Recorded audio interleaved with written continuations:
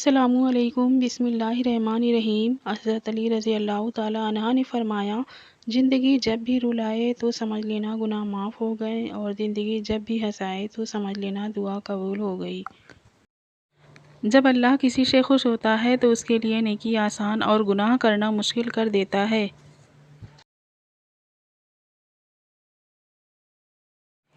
جو شخص موت کا منتظر ہے وہ تیزی سے نیکیوں کی طرف دوڑتا ہے۔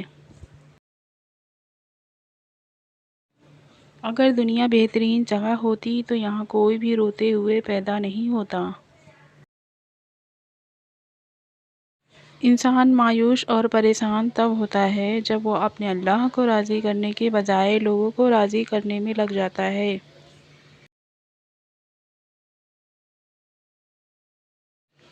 جسے تقدیر پر بھروسہ ہوتا ہے وہ آنے والی مصیبتوں سے نہیں گھبراتا۔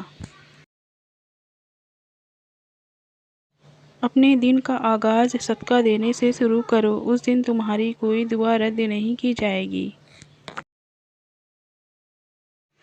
بہترین شریعت یہ ہے کہ تم لوگوں کے ساتھ اس طریقے سے پیش آؤ جس طریقے سے تم لوگوں کا اپنے ساتھ پیش آنا پسند کرتے ہو۔ محبت کا اصل حقدار تو تمہارا رب ہے، تم بس اپنے رب کے آگے جھکو، وہ کسی اور کے آگے جھکنے نہیں دے گا۔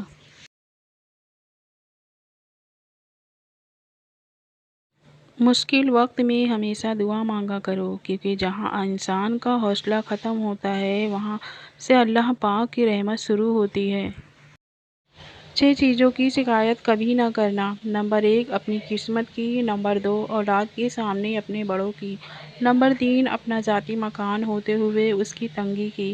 نمبر 4، بھول کر بھی اپنے ماں باپ یا استاد کی۔ نمبر 5، غیر کے سامنے اپنے دوست کی۔ نمبر 6، رخصت کرنے کے بعد اپنے مہمان کی۔